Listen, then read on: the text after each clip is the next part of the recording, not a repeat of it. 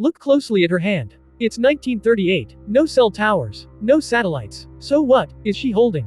Zoom in. Pause it right there. Do you see it? That object pressed against her ear looks exactly like a modern cell phone, and she's talking into it like she's late for work. But here's the problem. It's 1938, and cell phones did not exist. Ellipsis. Now get this. This isn't a movie set.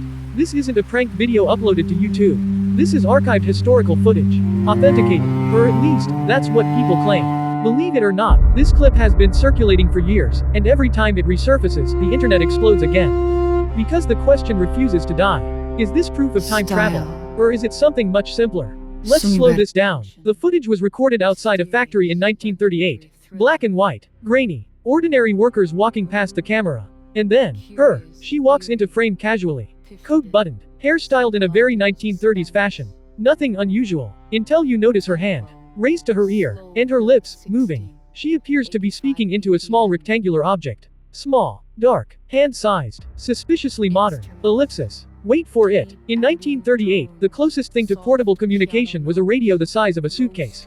And even that required external components. No handheld cellular devices. No wireless networks. Number 4G. Number 5G. Definitely no 1938G.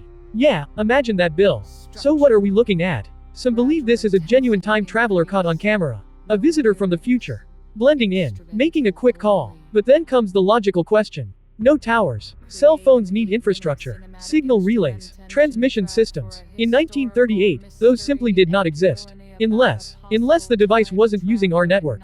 Now that's where theories get wild. Some suggest advanced future technology could operate independently of towers. Quantum communication. Direct satellite link. But satellites didn't launch until decades later. So again, impossible. Or is it? Ellipsis. Let's take the skeptic route. Maybe it's a hearing aid. That explanation gets mentioned often. Early hearing aids did exist in the 1930s. But here's the issue. Most hearing aids at that time were bulky devices with visible wires. They weren't sleek, rectangular, and handheld like this. And they weren't typically held like someone making a call. They were worn, not lifted dramatically mid-conversation. Another theory. She's shielding her face from the camera. Possible. But watch her lips carefully. They move. She appears engaged, almost irritated, like someone saying, "Can you hear me now?" Which is hilarious, because technically, no one could. Ellipsis. Let's zoom out mentally for a second. Human brains are wired to see patterns. We connect dots quickly, sometimes too quickly. What if the object is something ordinary? A compact mirror, a small notebook, a cigarette case, all common in 1938. And when held at a certain angle, through grainy film, our modern brains scream. Phone. Because that's what we know. Context bias. It's powerful. Now here's something interesting. This footage gained major attention years after it was first archived. Why? Because once smartphones became common, suddenly people noticed it. Before that, no one questioned it. Isn't that strange? The anomaly only became suspicious once society had the concept of a handheld phone. That alone tells us something about perception. But still, the visual similarity is hard to ignore. Hand, ear, mouth moving. It matches our mental blueprint perfectly. And that's why it spreads. That's why it resurfaces every few years like a digital ghost. Because it sits right on the line between impossible and explainable. And humans love that line. Now, imagine for just a moment that it is real. A time traveler. Walking casually through 1938. Calling someone. Who would she call? And why there? That's the part no one talks about. Time travel stories usually involve secrecy. But she's acting normal. Not hiding. Not panicking. Just chatting. As if she knows something we don't. Or as if she knows the camera doesn't matter. That idea alone sends chills. Ellipsis. But here's the grounded reality. There is no verified scientific evidence of time travel. No confirmed cases. No proven devices. Extraordinary claims require extraordinary evidence. And a grainy clip, while fascinating, doesn't cross that line. Yet, still, the mystery remains alive. Because sometimes the simplest explanation feels less exciting. And humans prefer mystery over boredom. It's more fun to imagine a traveler from 2080 making a quick call in 1938, than to admit it might just be a compact mirror. But here's the final twist. If this were truly authenticated proof, history books would have changed. They didn't, which tells us something important. But I'll leave you with this. Next time you see old footage, look closer. Not just at what's visible, but at what your brain is projecting onto it.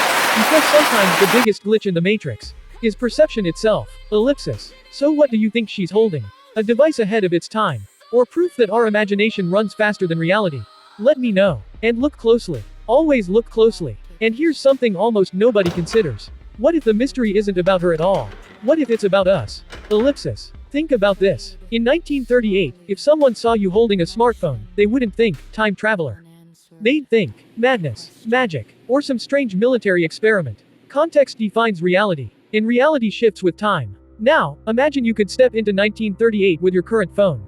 No signal, no Wi-Fi, no Bluetooth, just a glowing screen filled with information those people couldn't even dream of. Perfect. You wouldn't need towers to shock them. The screen alone would rewrite their understanding of physics. So here's a chilling thought. If she was holding something futuristic, why doesn't it glow? Why doesn't anyone else react? No one around her stops. No one stares. No one panics. They walk normally, as if nothing unusual is happening. And that detail might be the strongest clue of all. Because extraordinary events rarely go unnoticed. Unless it wasn't extraordinary at all. Ellipsis. Now wait for it. There's a psychological phenomenon called retrofitting. That's when we reinterpret the past using present knowledge. We see something old, and we overlay modern meaning onto it. That might be happening here. A simple object becomes revolutionary because our brains insist on modern logic. But still, there's something unsettling about how natural she looks. Confident, calm, unbothered, not confused, not experimental, comfortable. That comfort is what fuels the time travel theory. Because she doesn't look like someone using strange technology for the first time. She looks familiar with it. Now that's interesting. Ellipsis. Let's explore one more angle. Military technology. In the late 1930s, nations were secretly experimenting with communication tools. Early prototypes. Confidential devices. Is it possible she had access to something rare? Highly restricted? If so, why is there no documentation? Why no patents? No leaked blueprints? Technology leaves trails. Especially revolutionary technology. And there's nothing. Which circles us back to the simplest explanation. Optical illusion. Combined with modern imagination. But here's the part that keeps this mystery alive. We cannot be 100% certain. And humans are uncomfortable with uncertainty. So we fill the gap. With theories. With stories. With possibilities. And that's exactly why this clip refuses to fade away. Because it sits perfectly between logic and legend. Now let me ask you something serious. If tomorrow, someone found footage from 2026, and in it, a person was using technology that doesn't exist yet, would you assume hoax, or breakthrough? Because history has shown us something important. Today's impossibility sometimes becomes tomorrow's normal. That's what makes this so compelling. Not proof, not authentication, but possibility. Ellipsis. So maybe the real mystery isn't, is she a time traveler? Maybe it's this. How easily does your mind accept the extraordinary? And how quickly does it reject the ordinary? That's the real glitch. Not in the matrix, but in perception. Ellipsis. And whether she was holding a phone, a mirror, or simply shielding her face from wind. One thing is certain. That single moment in 1938 still has people arguing almost a century later. Now that is powerful. So look again. Pause it. Zoom in. And decide for yourself. Because sometimes, the mystery isn't meant to be solved. It's meant to make you think.